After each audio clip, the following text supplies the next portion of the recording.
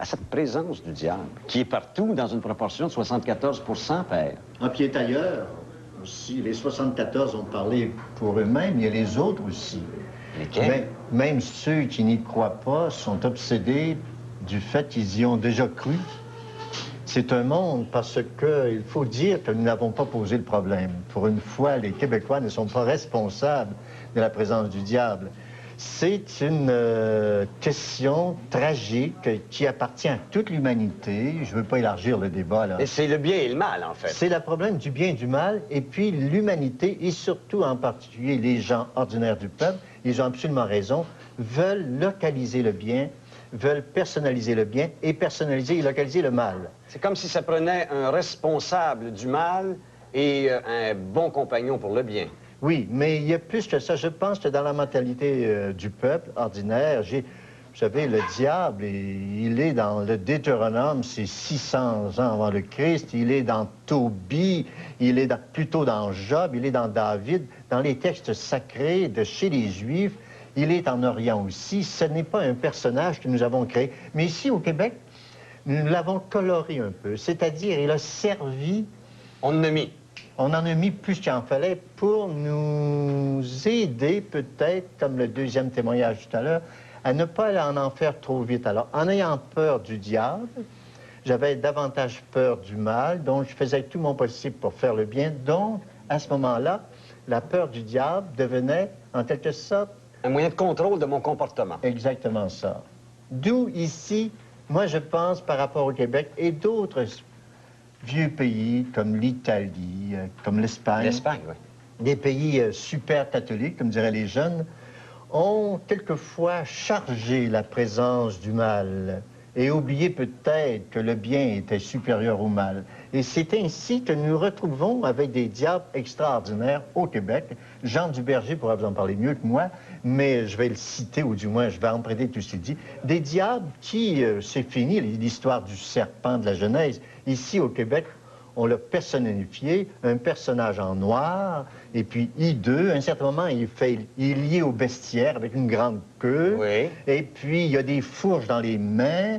Et si vous êtes un petit garçon de 12 ans et qu'on vous dit que ces fourches peuvent faire mal, qu'il y a du feu, vous habitez une maison de bois, et que l'enfer, et que le feu peut tout brûler, vous avez tout pour vous créer un complexe. Mais ça n'empêche pas le mal d'exister.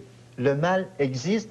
Je suis certain que le mal existe. Je crois que le diable existe. Mais si vous voulez m'aider à personnifier ce qu'est un esprit, là, j'aurais beaucoup de difficultés. Et je crois que vous, peut-être aussi, M. Mongrain. En fait, vous êtes en train de nous expliquer que l'homme, l'humanité, prenant conscience qu'il y a un mal, il y a du mal, il y a des choses pas belles. C'est l'envers de la liberté. C'est doté, a personnifié, c'est créé un personnage pour bien cibler et identifier ce mal-là, donc une force extérieure. Exactement ça. Et il l'a créé dans plusieurs religions. Mais ce qui est arrivé au Québec, pour expliquer la situation du Québec et pour répondre aussi aux personnes qui vous appellent et qui vous ont appelé, et dont il faut respecter le témoignage, c'est que le Québec a chargé à partir d'une, disons, déclaration de l'Église catholique officielle qui a toujours dit, et qui le dit encore aujourd'hui, qu'il y a une partie des anges qui se sont détachés de la bonne partie et qui ont suivi une mauvaise tendance. Langage symbolique pour dire que l'homme était capable de mal et de bien. Exactement. Mais en même temps, il y avait aussi, nous croyons, dans notre Église, comme dans d'autres églises, comme dans le monde juif, nous croyons que les esprits existent. Bon. Ça va faire beaucoup plaisir à la parapsychologie. Nous avons tout à coup des parentés extraordinaires avec la parapsychologie dès que nous étudions la question des anges, et ceci engage le démon. Parfait. On a bien placé le problème. Deuxièmement, cependant, il y a des gens qui, bien plus que d'y croire, le côtoient. Oui. Le voient. Il est présent. Il se manifeste dans la maison de façon spectaculaire. Oui. Comment vous identifiez cette Moi, démarche-là, disons, ma première réaction, je dirais qu'ils y croient trop. Donc, je leur reproche pas de croire, mais qu'ils y croient trop. Et à force d'y penser, on peut l'imaginer. Et à force de l'imaginer, on peut presque le voir, ou bien l'entendre. Et moi, je crois qu'à un certain moment, là, c'est très délicat parce que vous touchez aux frontières entre le spirituel et le matériel. Un bruit étrange peut me faire penser au diable si je suis dans une situation intérieure où je suis inquiet, où j'ai peur. Et Prenons la même des chose- exemples. Prenons des exemples. Je suis couché la nuit chez moi. On ne parle pas de diable et de Dieu, là. Et j'entends un fracas de vitres. Oui. Immédiatement, je peux dire, si j'ai été volé déjà, voilà un intrus. Oui, Je suis convaincu qu'il y a un voleur. oui. Je prends le balai pour mettre le voleur dehors. Et je m'aperçois que c'est mon chat qui a renversé le pot de fleurs. Disons là, que vous allez loin, là, parce qu'à ce moment-ci, M. Mongrain, vous êtes en train de faire comme si le diable n'existait pas. Donc, il existe. Le diable existe, bien sûr, mais c'est la représentation du diable qui devient très délicate à manier. Moi, je crois, ça, si vous voulez, l'esprit du mal existe. Je ne crois pas que personne puisse nier que le mal existe dans l'humanité. Comme le bien. Comme le bien. Mais, je vous dis, excusez, je fais beaucoup de gestes. Pas de C'est problème, parce moi que aussi. peut-être je suis possédé par le diable. Et c'est que je crois que le bien est supérieur au diable. Même en vous voyant sourire, je me rappelle un proverbe du Moyen-Âge, le rire chasse le diable. Oui. Et le bon, le bien, donne la liberté. Exactement. Le diable rend esclave. Il ne Oui, donne plus de mais choix. c'est que le diable, c'est la suite d'un mauvais choix. Si je peux croire au diable, si vous voulez, à Satan, Béelzéboul, il y a tous les noms possibles, Oui. c'est parce que je suis libre et que je peux choisir entre le bien et le mal. On va aller au public Aller au public, c'est urgent. et je ferai confirmer. Oui, bonjour. Bonjour. Oui, bonjour, M. Mongrain, j'appelle de Lévis. Oui, monsieur. OK, moi, ce qui est arrivé, c'est que moi, je crois, c'est évident que je crois au diable comme je peux croire au Dieu, là. C'est Donc, que- vous croyez en Dieu, c'est ce que j'allais dire. Ah, c'est évident, je crois en Dieu autant qu'au diable aussi. Ce qui est arrivé aussi, c'est que quand j'étais jeune, on va dire, là, présentement, j'ai 23 ans. Un peu plus fort. J'ai 23 ans présentement, mais un peu plus jeune, j'avais environ, 4-5 ans, puis le diable, à cet âge-là, on se l'imagine pas bien. Mais sauf que, quand je m'adonnais à rêver, puis dans ma chambre, je voyais la face du démon dans une vitre. Mais je me suis rendu compte plus tard, là, que c'était, je fais des voyages astrales, là. Je ne sais pas si votre père dominicain croit en ça, là. Mais ce genre de voyage astral-là, c'est que quand j'étais jeune, j'étais conscient, je me levais debout dans ma chambre, je veux dire, j'étais dans ma chambre, j'essayais, parce que ça m'effrayait, j'essayais de sortir de ma chambre, mais je n'étais pas capable d'ouvrir la porte, parce que ça se Bon. trouve... OK. Ne faisons pas trop de détails. ouais, je comprends, OK. Mais vous vous êtes aperçu que, voyant une figuration de ce que vous imaginiez être le diable, plus tard, vous vous êtes aperçu que c'était le fruit de l'imaginaire. C'était le fruit de l'imaginaire, mais c'est parce que je me suis mis aussi à me renseigner, à lire beaucoup de livres, là, comme Le Petit Albert, Le Grand Albert. OK. Attendez une minute, moi, je vais faire confirmer quelque chose. Il a lu beaucoup. Oui, il tant s'est mieux pour lui. auto-formé, Oui, c'est bien. auto-intéressé à ce C'est ça, phénomène. oui. C'est pour ça que l'Église, à un moment donné, nous disait « lisez, mais pas trop Peut-être, oui. Parce que vous allez Peut-être vous perdre. Mais par ailleurs, moi, je crois qu'en lisant, il s'instruit, et qu'en s'instruisant, il va pouvoir comparer. À un certain moment, il va s'apercevoir qu'il y a des illusions d'optique, il y a des illusions auditives, et qu'il ne faut pas toujours, j'allais dire, prêter au diable des forces ou des actions qu'il n'a pas. Il n'est pas partout. C'est pas possible. ».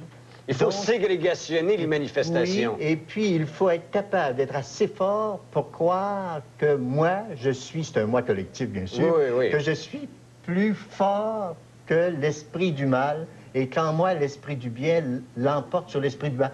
Si vous voulez, ne pas me laisser charrier par ce que j'imagine, par ce que je crois, et surtout... C'est ce hors de moi Satan que Oui. l'on avait identifié Oui, comme formule. c'est ça. Et surtout les représentations du diable, que je trouve extrêmement dangereuses, parce que, étant historien, je sais qu'on l'a représenté comme un serpent. Je sais qu'à un certain moment, on l'a représenté même comme une sorcière. J'espère que les féministes ne nous écoutent pas. Et ensuite, qu'on l'a représenté au Moyen-Âge comme un grand seigneur bien habillé, gentil, Rusé. aimant, rusé et puis séducteur. Le diable du Moyen-Âge, il est très beau, très attachant. Et ensuite, on l'a représenté au 16e siècle comme un personnage en noir, Au lieu de lui mettre des anges, on lui a mis des cornes. Alors, vous êtes en train de me dire que l'image que prend le diable dans nos sociétés à travers l'histoire est en fait le fruit ou la projection de la perception qu'on a du mal. Exactement. Parfait. On passe à un autre appel. Oui, bonjour. Oui, bonjour. Bonjour. J'appelle le Prince-Île. C'est pour vous dire, vous disiez faire parler du mal, mais le diable, en fin de compte, c'est nous autres qui l'est. Parce qu'il est en chacun de nous. Il se trouve être en chacun de nous. S'il y a Dieu, il y a le diable aussi. Ça, c'est pas bête, hein? On a appris que nous avions tout en nous pour la foi, pour croire. Nous avions tout en nous pour être vénérants et en relation avec Dieu. Donc, on a tout ce qu'il faut également pour être des petits diables. C'est pas bête. C'est une expression que j'aime, mais on a tout en nous pour être aussi des petits dieux. Ben, c'est ça. Et si on fait confiance à son Dieu, je crois que le petit diable qu'on peut être un jour ou l'autre va diminuer de stature. Mais il est vrai de dire qu'en nous, il y a des forces du mal, mais qu'il y a aussi des forces du bien. Mais nous croyons, du moins dans ma perspective... Que l'humanité est orientée positivement. Oui, et que le bien est antérieur au mal, et que le bien l'emportera jamais sur le mal, et que le diable aura jamais le dernier mot, quelles que soient les apparences et les représentations. Et pourquoi mener ce combat si on sait déjà qu'on a gagné? Attention, il y a la question de la liberté. Votre question est un peu... Oui, bonne, oui. hein? Oui, elle est bonne, mais quand même. Hein. C'est que... Comprenez, M. Mongrain, c'est que notre vie, c'est un combat, c'est une lutte. Notre propre nature d'être humain. Exactement est un ça. combat. On n'en finit pas. On est limité, mais en même temps, on veut être limité. On est matériel, puis on veut être spirituel. C'est un combat continuel. Et le jour où le combat s'arrête, c'est très dangereux. Parce qu'à ce moment-là, je peux devenir un ange parfait, ce qui est extrêmement dangereux et impossible pour un être humain, ou devenir un petit diable, comme si j'avais démissionné devant les forces de la liberté. Ce qui est entièrement impossible pour un être humain. Exactement ça. Parce que nous sommes sauvés déjà. Nous ne sommes pas ce mal. Attention un peu. Et là, vous y allez encore très loin. Bon. Je me demande si vous ne faites pas l'office du diable. C'est que nous sommes en train, nous, de faire notre possible pour que le bien l'emporte toujours sur nous. Et nous croyons que le bien l'emportera dans la mesure où nous serons toujours prêts à faire un bon usage de la liberté. C'est notre liberté qui est le point de, j'allais dire, de jonction, entre le bien et le mal. Okay. Et puis, dans une croyance, bien à un certain moment, certains peuvent croire davantage à la liberté, d'autres moins. On va à un autre appel. Oui, bonjour. Bonjour, M. Mongrain. Je vous appelle du Nouveau-Brunswick. Oui. Moi, tout d'abord, je tiens à vous dire que je ne crois pas nécessairement à la présence du diable comme une entité qu'on regarde ou on lui donne nécessairement tous les l'odieux du monde ou l'odieux qui nous arrive dans la vie de tous les jours. Je ne crois pas à ce personnage-là qu'on s'est inventé. Mais par contre, je crois qu'il existe une espèce de force que l'on appelle le mal, mais qu'elle est davantage à l'intérieur de nous-mêmes qu'à l'extérieur. Elle est au lieu de dire à quelqu'un « Ah, il m'arrive quelque chose de mauvais dans la vie, il vient de m'arriver quelque chose d'affreux », c'est la faute du diable. C'est la faute de quelque chose d'autre, d'extérieur à nous-mêmes. Alors je crois davantage que l'homme lui-même a à se battre à l'intérieur avec cette entité malheureuse, cette entité qui veut le mal, à travers l'espèce de combat entre le bien et le mal, mais intérieur à l'homme, et non pas extérieur. C'est intéressant. Lui, moi, je pense qu'on est absolument d'accord, vous, moi, mais je lui dirais, peut-être, sans vouloir forcer la note et en respectant son point de vue, que, bien sûr, c'est intérieur, mais nous avons aussi la possibilité de produire des actes extérieurs. Et c'est à ce moment-là, en produisant des actes extérieurs, il arrive que nous pouvons, la société va identifier à partir de ces actes extérieurs-là, le démon, le diable. Mais de dire que d'abord c'est une puissance intérieure, l'esprit intérieur du mal, je suis absolument d'accord. Merci beaucoup, monsieur. Je dois aller à une pause et on revient avec cette conversation. Croyez-vous à la présence du diable? Est-ce qu'il faut l'identifier véritablement à quelqu'un qui vient agir sur nous? Ou si c'est ce mal que l'on a identifié comme pour trouver un coupable et un responsable, alors que c'est notre liberté qui est engagée. On revient après la pause. Croyez-vous au diable? 74% des gens disent oui, nous y croyons. Il demeure un fait, Père Lacroix. Il me semble, moi, que si on dit qu'on y croit au diable, l'Église s'est dotée d'instruments de combat. Il y a tous les moyens repousser Satan, l'eau bénite, les images, l'imagerie, le crucifix. L'exorcisme. Parlez-moi de l'exorcisme, parce qu'on en a parlé hier. Ah bon? Qu'est-ce que c'est qu'une cérémonie d'exorcisme? Est-ce que c'est une thérapie d'une autre époque? Aujourd'hui, on appelle ça une thérapie. Moi, je crois que c'est une thérapie, oui, doublée d'une croyance puissante. Par exemple, il peut, j'ai eu un oncle prêtre qui était chanoine, donc prêtre une fois et demie, là. Oui. Et qui T'as monté dans la hiérarchie. Et qui a fait des exorcismes et qui m'en parlait. Il ne voulait pas me dire où. Et je l'écoutais beaucoup parce que je suis un historien des cultes populaires. Et je voyais très bien qu'il y a dans ça d'abord une confiance inouïe de celui qui devient le thérapeute, pour prendre un mot moderne. Ça prend quelqu'un, par exemple un prêtre qui est très croyant, qui aime les signes de la croyance, qui aime par exemple l'eau, qui est un élément cosmique de la croyance chrétienne et amérindienne, et qui en même temps est très conscient qu'il est habité par une force spirituelle parce qu'il est prêtre, et qui en même temps sait qu'il peut avoir, humainement parlant, la confiance de l'autre, et c'est ainsi que c'est la rencontre de deux confiances. Je crois que c'est très possible. Je crois aux exorcismes parce que, comme historien, je les découvre dans d'autres cultes, chez d'autres peuples et dans d'autres religions. Pour moi, c'est une... Oui. C'est une liturgie. C'est un rite qu'on retrouve ailleurs et oui. Thérapeutique. Thérapeutique, et je crois qu'il ne faut pas avoir honte de ça. Parce qu'à un certain moment, on a voulu que la croyance soit quelque chose en l'air, là, puis l'esprit du bien en l'air. Qu'il y ait un exorcisme, entre guillemets, dans le langage de l'Église d'ici, des catholiques, chrétiennes, qu'il y ait un exorcisme, est-ce que ça veut automatiquement dire que la personne qui est exorcisée est possédée? Voilà. Là, c'est le problème très précis. Qu'est-ce qui est à l'intérieur de cette personne?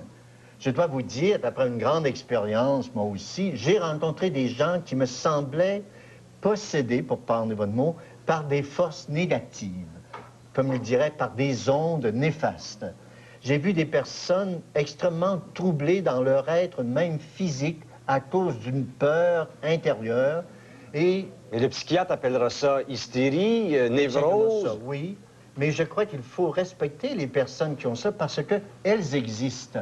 Et s'il arrive à côté quelqu'un, par exemple, le toucher peut être thérapeutique à un moment où la personne se sent, disons, pris par la peur. À ce moment-là, que celui qui soit possédé par le diable ou pas, moi, je m'en fiche. Je sais qu'il y a quelqu'un là qui a mal et que je peux aider par un toucher. Ça va lui faire un bien. En envoyant de l'eau sur lui, une ablution, par une prière mystérieuse. Autrefois, c'était en latin, mais je n'ai on comprenait encore moins. Ah oui, c'est encore... Moi, ça donnait un sens du mystère inimaginable. Et j'imagine que pour le diable, dont nous parlons tous les deux, évidemment, il devait, lui, être un peu inquiet de mais ces manifestations spectaculaires de gens qui sont possédés, disent-ils, oui. C'est vrai, ça? Ça peut être vrai, mais deuxièmement, il faut se dire que ce n'est que... Si ça y fait du bien? Oui, et ce n'est que la dentelle du phénomène. Le phénomène, c'est que le mal existe, l'esprit du mal existe, et puis qu'il y a un combat entre l'esprit du mal et l'esprit du bien. Et ça, c'est la dentelle, j'aime ça. Oui, bonjour, on va au téléphone. Oui, allô? Oui, bonjour, Jean-Luc. Bonjour, madame. Regarde, j'appelle de Sainte-Pétronille d'Orléans. Oui. Moi, ça m'est arrivé, ce cas-là. On a acheté, il y a quelques années, un terrain avec une vieille maison dessus. La maison, c'est un monsieur qui l'avait. Le monsieur est mort dans sa maison. Oui. Alors là, aussitôt que le monsieur est décédé, nous, on a fait démolir la maison pour en construire une nouvelle. Alors là, on a commencé la construction de la maison, et puis là, les phénomènes ont commencé. Mon mari, quand il venait le soir, il entendait des bruits dans la maison. Et puis là, il m'en parlait. Moi, comme j'avais déjà un peu des dons de médium, je m'étais dit, je vais aller voir. C'est que, comme je suis allée à la maison, je venais souvent le soir, mais moi, il y a des soirs que ça arrivait, puis des soirs que ça n'arrivait pas. C'est que, c'est ça, à un moment donné, là, les phénomènes ont continué, puis là, à un moment donné, mon mari, il dit, là, j'ai peur, j'aime pas ça. Fait que là, il dit, viens donc faire un tour à la maison. Fait qu'on s'en va faire un tour à la maison, un dimanche après-midi, là, mon mari travaillait dans la maison. Oui. Puis tout d'un coup, on entendait marcher au deuxième. Puis je savais qu'il n'y avait personne au deuxième. On entendait quelqu'un qui marchait. Fait que je suis montée en haut. Puis là, moi, j'ai senti une présence. Bon, OK. Moi qui a passé mon enfance en face de l'île d'Orléans, Saint-Michel-de-Bellechasse, évidemment, en écoutant madame, j'ai déjà peur. Mais je crois que les peurs que ce couple a eues sont des peurs normales. Je ne peux pas les analyser. Qu'est-ce qui se passe? Est-ce que la maison craquait parce qu'elle était neuve? J'ai aucune idée. Mais je comprends qu'on a eu des peurs à ce moment-là. Je dois ajouter, au nom de l'histoire, que les insulaires, en général, j'espère que le couple ne sera pas fâché, les insulaires, en général, sont plus craintifs que les gens des continents, parce qu'ils sont entourés par ce mystère de l'eau qui fait le tour, disons, de leur terre, et qui sont à un petit endroit où on se sent plus fragile que sur le continent où on est plus fort. Et l'île d'Orléans a une réputation d'être un endroit assez particulier. C'est-à-dire que chez nous, je ne sais pas si je dois le dire, mais je me rétracte tout de suite après, chez nous, l'île d'Orléans, on l'appelait l'île des sorciers. Donc, parce qu'on voyait le soir des petites lumières, c'était des gens qui se promenaient avec des fanaux en revenant de l'étable. Mais là, je ne voudrais pas dire, depuis ce temps-là, cette île a été occupée par Félix Leclerc, qui a exorcisé tous les sorciers possibles de l'île. Mais il reste qu'il faut tenir compte de toutes ces peurs-là, et on pourrait dire à ce moment-là, c'est le diable. On pourrait le dire, c'est le diable, mais moi, je ne peux pas le dire, et je serais surpris que le couple puisse le dire. Ils ont eu peur, et puis... Il y a eu quelque chose de spécial. Quelque chose de spécial. Ça se répète. Ça se répète, oui. Alors, est-ce que ce sont eux qui radotent dans leur esprit? Non. Ou si le phénomène est répétitif parce qu'il ne serait pas encore explicable, mais ce serait un phénomène qui pourrait être vérifié? C'est un phénomène qui pourrait être vérifié, mais je crois que quand on a eu peur un soir, on est prédisposé à avoir peur le lendemain aussi.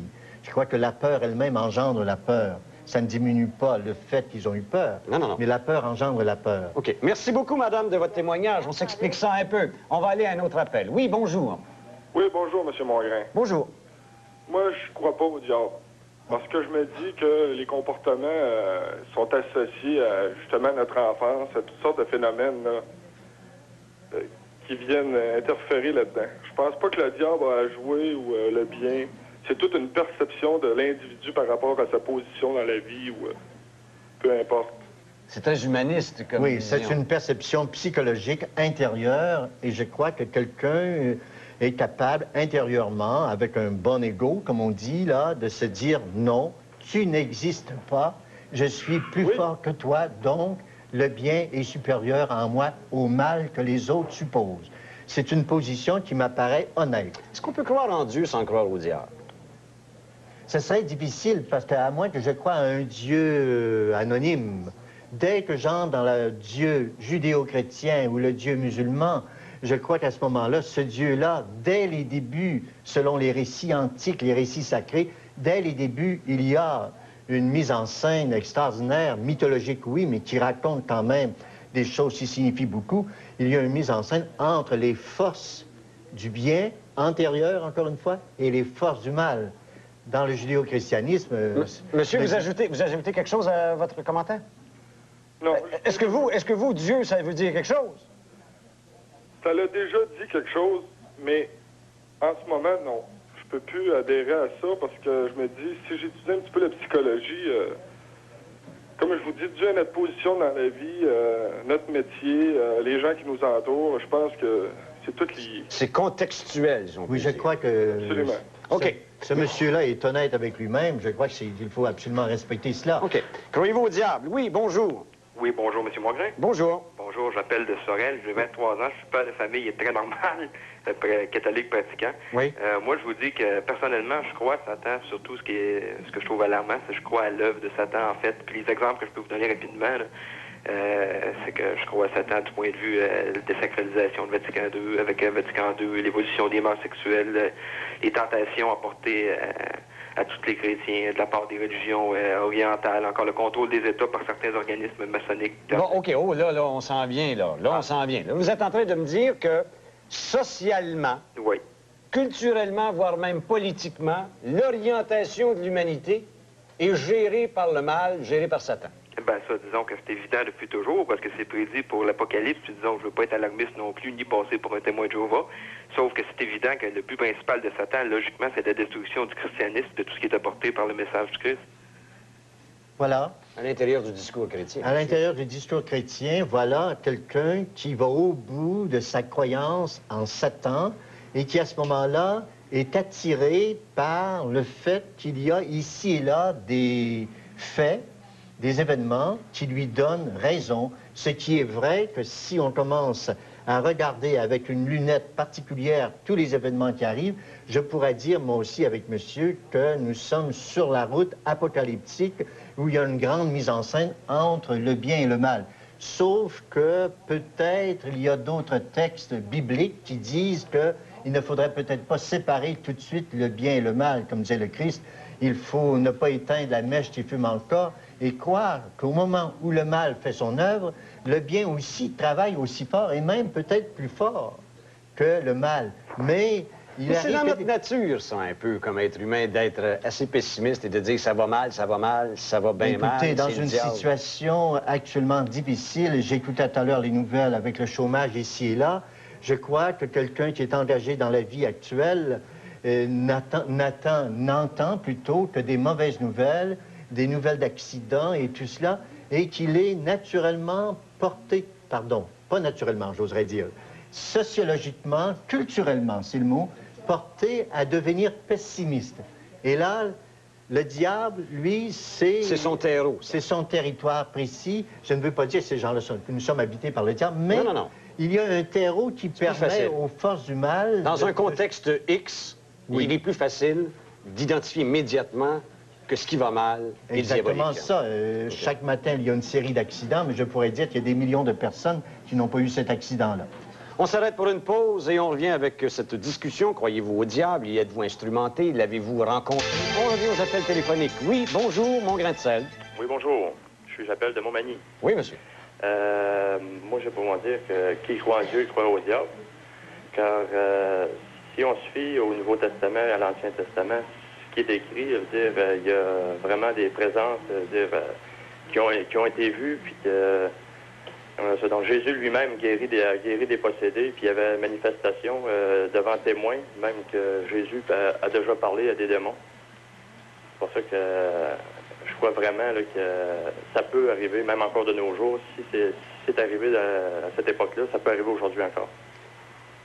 Ça peut arriver, ça peut-tu arriver de facto, ça peut-tu arriver comme pour se reproduire, ou s'il ne faut pas saisir là-dedans, puis on se pose la question, que les rédacteurs de ces textes, pour bien expliquer le genre humain et comment l'homme est bâti, bien ou mal, qu'il a été obligé de mettre en langage symbolique cette manifestation du diable avec Dieu. Là, le diable vous habite, là. Absolument, au moment où vous dites ça, il vous habite. Mais je vais vous exorciser tout de suite. Parfait. C'est que les textes racontent, à la manière de l'époque, ce qui est arrivé. Il n'était pas obligé de raconter cela, c'est de la tradition orale. Il raconte ce qui est arrivé. À cette époque, dès qu'une personne est, disons, très troublée, on l'appelle possédée. Le Christ arrive, il lui dit, bon, écoute, je vais t'aider, je vais te guérir. Il devient un thérapeute, parce que le Christ est un grand thérapeute. Et il faut le dire humainement aussi. Ce n'était pas simplement la divinité, il y avait un don spécial de thérapeute. Il l'a guéri. Donc, monsieur qui croit que les diables existent parce que le Christ l'a rencontré, je crois que c'est pas mauvais, mais j'irai pas jusqu'au bout prendre ça comme une preuve définitive. Mais monsieur a raison de prendre cet exemple-là en disant, bon, le diable a toujours existé. Il a des présences inimaginables dans l'Ancien Testament. Il est au temps du Christ. Il est après aussi. Ça a toujours été le principe du mal qui existe. Même à un certain moment, l'Église a dû réagir et leur dire, le principe du mal ne domine pas l'humanité. C'est le bien qui continue à dominer malgré les apparences. Vous, monsieur, est-ce que vous l'avez rencontré? Non, personnellement, non. Mais c'est parce que je me fie beaucoup au Nouveau Testament. Puis je trouvais vraiment je crois pas que ça a été pris en l'air comme ça. Mais il n'y a pas un danger d'en faire une lecture littérale de cet Ancien Testament? Oui, mais monsieur n'en fait pas une lecture littérale. Il constate qu'à cette époque, il y avait, comme aujourd'hui, des gens possédés, troublés, diaboliques, disons le mot, et que Jésus les a guéris. Et pour monsieur de Montmagny, eh bien, c'est une autre preuve que... Une manifestation tangible et que le Christ n'a pas dédaigné même de tenir compte de cette présence du mal, du diable. On passe à un autre appel. Oui, bonjour. Oui, bonjour. Bonjour. Je m'appelle Frédéric Arnois. J'appelle de Granby. Oui. C'est pour faire part de qu'est-ce que je pense à propos de ça. Là. Allez-y, monsieur. Moi, je ne crois pas en Dieu. Je ne crois pas non plus au diable.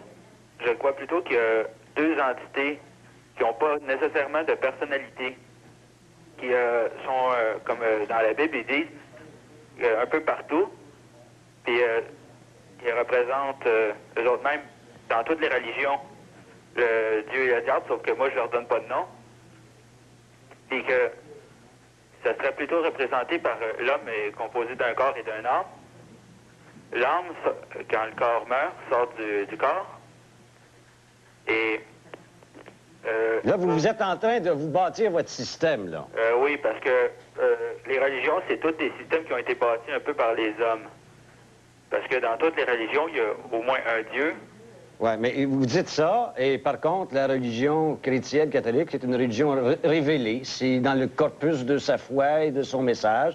C'est pas une invention et une fiction de l'homme, c'est une religion révélée par Dieu fait homme. C'est ça, la révélation, avec toute la tradition. De sorte que vous êtes à Granby, puis vous dites, bon, ben là, moi, je suis en train de classer ça à partir de mes barèmes et mes schèmes. Vous avez le droit d'y croire ou pas y croire, et votre cheminement est là. Mais là, vous êtes en train de me dire, et parlez-moi du diable, vous dites, il y a une force du mal, mais je ne suis pas capable de l'identifier comme étant Satan, le diable. C'est cela. OK. Et il y a une force du bien, et l'homme a ce libre arbitre, cette liberté d'exercer le bien ou le mal. Mm-hmm. C'est ça votre système que vous avez bâti. Oui, c'est ça. Moi, Qui est un système basé sur l'athéisme. Pas nécessairement. Qui est basé sur quoi? Je pense que c'est un système qui est dans l'air depuis très longtemps. Je l'ai rencontré au début du christianisme, on en parlait du manichéisme. Monsieur, lui, ne veut pas, disons, accuser qui que ce soit. Il veut être très honnête avec lui-même. Il préfère parler d'un principe du mal, d'un principe du bien. Il ne voudrait pas compromettre, en quelque sorte, la divinité avec ces principes du bien et du mal. Je crois qu'il y a chez lui beaucoup de pudeur, puis en même temps, évidemment, en refusant les systèmes religieux, il doit nécessairement en bâtir un pour lui-même. Donc, c'est un de plus, c'est pas mauvais. Merci, monsieur. On passe à un autre appel. Oui, bonjour. Bonjour, M. Mongrain. Bonjour, madame. Pour votre émission. Je téléphone de Québec. Oui, madame. J'ai vécu un phénomène étrange. OK? Je suis pas pour le démon, mais je suis très bonne pour le bon Dieu. Mais qu'est-ce qu'il y a, c'est que vers l'âge de 3 ans, j'étais pas ni un pour l'autre. J'avais pas conscience de ce temps-là. Nous autres, on restait dans une maison, ça faisait à peu près 15 jours. La première semaine, il n'y a eu aucun phénomène étrange. La première nuit, la chaise berçante dans la cuisine se berçait seule. La deuxième nuit, une coulée éclairante au plafond tout seul. Réellement, il n'y avait rien de pas épeurant. Nous autres, on a eu peur. La troisième nuit, je me suis fait pousser en dessous de mon lit. Le lit s'est repoussé sur moi. Mes parents et ma soeur m'ont même aidé à sortir de là. Je suis pas sortie pendant le lendemain matin. Phénomène étrange. C'est ça. Que vous cherchez à vous expliquer. C'est ça. Et dont vous parlez le moins possible. C'est ça. Et vous n'accusez pas le diable? Comme le phénomène que j'ai eu, je peux pas dire que c'est le diable. Je peux pas dire si c'est une sorte d'esprit malin. J'ai aucune idée. La seule affaire, c'est que je l'ai vécu. J'ai su que ce que ça faisait. J'aimerais pas le revivre. Voilà. Moi, je crois, je vous souhaite pas de le revivre aussi. Il y a des choses comme ça dans l'histoire des spiritualités judéo-chrétiennes et même d'autres spiritualités. Il y a des gens qui vivent des situations très étranges. Je n'y peux rien. Ils vivent des situations étranges, hors commun. Moi, je crois que très possible que madame ait vécu cela et que ça fait partie de ces phénomènes où nous ne pouvons pas tout expliquer parce que nous ne savons pas tout. Hein. Bien sûr. Et ça Et serait alors, prétentieux. je vois, par exemple, dans les souvenirs de madame Brault de Montréal, là, il y a des phénomènes de ce style-là. Dans la vie du curé d'Ars, il y a des phénomènes de ce style-là. Qu'est-ce qui se passe? Je ne suis pas capable de répondre et je crois qu'il faut respecter les faits tels qu'ils sont racontés. Moi, je prête foi à ces gens-là. Ils n'ont pas raison d'arriver, ils ne font pas de délire, cette femme-là. Oui, puis surtout que madame dit, je ne sais pas si c'est le diable. Je suis en quête.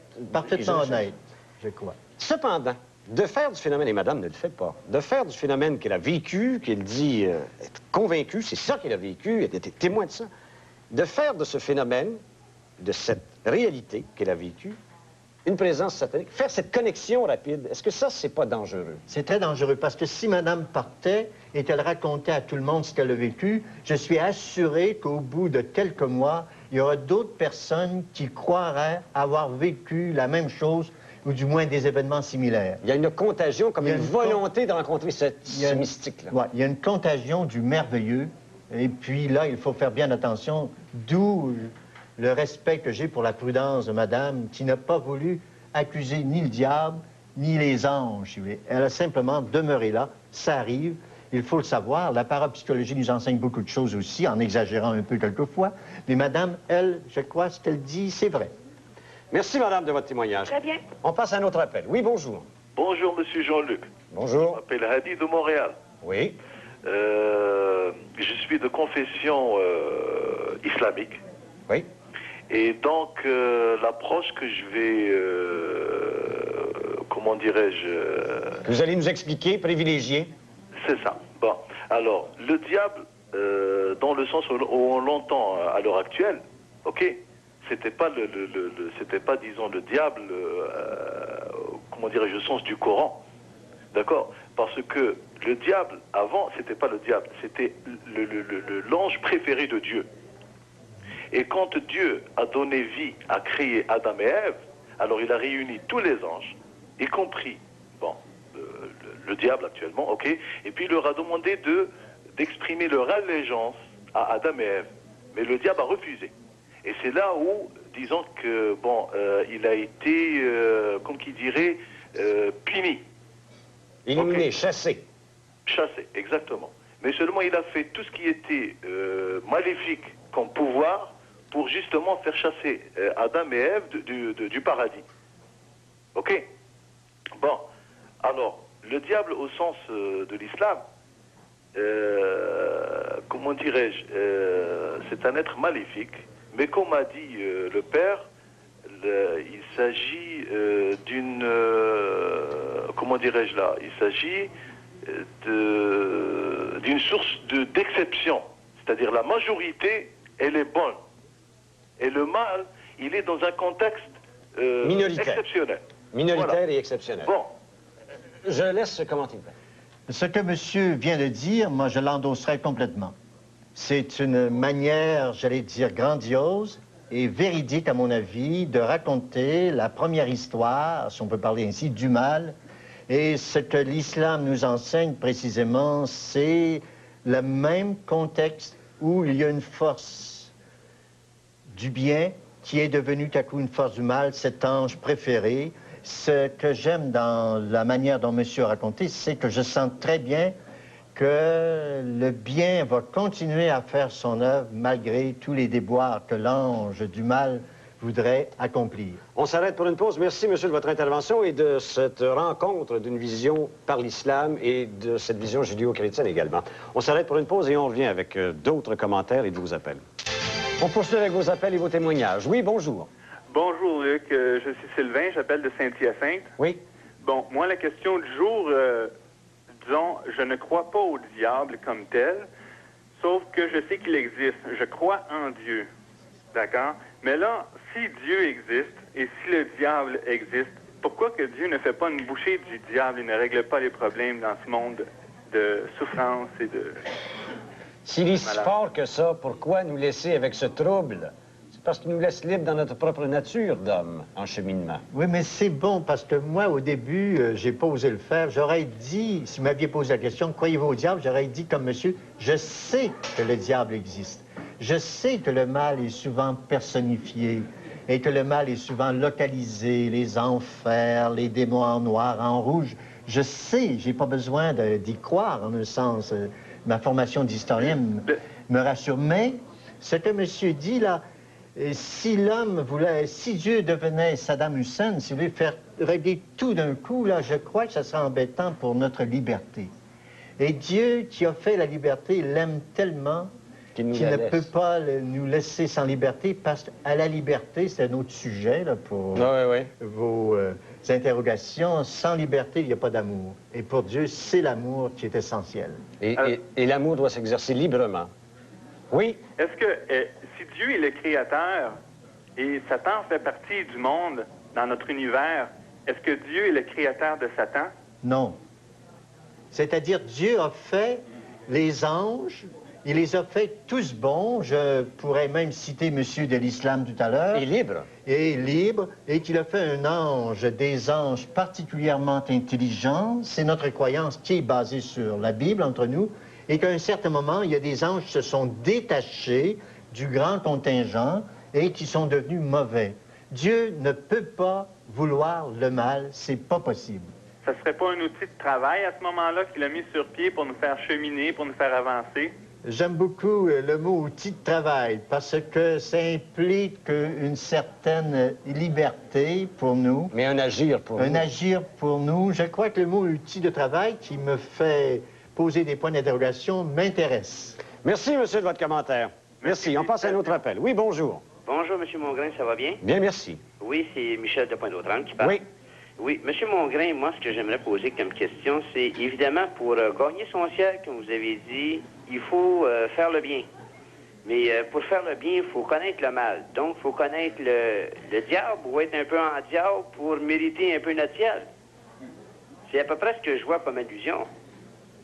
Pour gagner notre ciel, il faut savoir ce qui est le mal, parce qu'il faut faire le bien. Voici, il y a une petite distinction que j'ose apporter. Le ciel, finalement, il nous sera donné par celui qui nous aime le plus, à condition que nous puissions, durant notre vie terrestre, malgré tous les échecs, malgré que nous, quelquefois, nous fréquentions de trop près le diable, le ciel nous sera donné si nous faisons toujours notre possible pour que le bien en nous prenne le dessus sur le mal.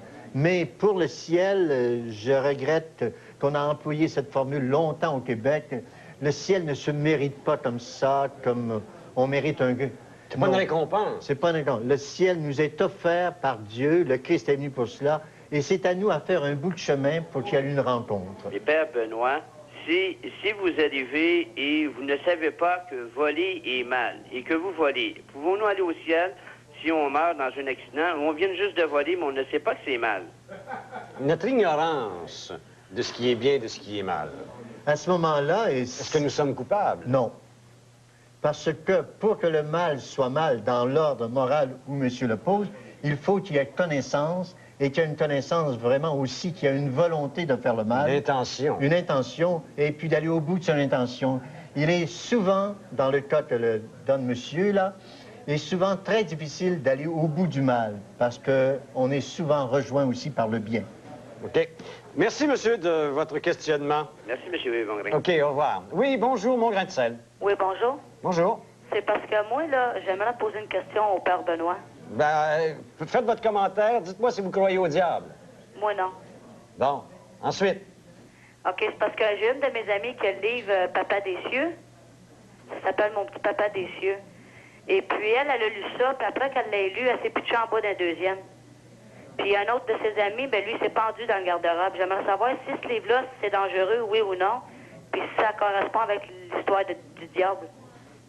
Est-ce qu'il y a des livres qui sont dangereux en soi? Est-ce que c'est une intervention maléfique ou si ce sont les gens qui ne sont pas prêts à absorber telle lecture? Moi, je crois, pour répondre directement, on n'a pas le temps de discuter des livres, c'est qu'il y a des livres vraiment dangereux. C'est-à-dire dans lequel il y a de la part de l'auteur, quelquefois c'est simplement pour que le livre se vende, avec des motifs extérieurs.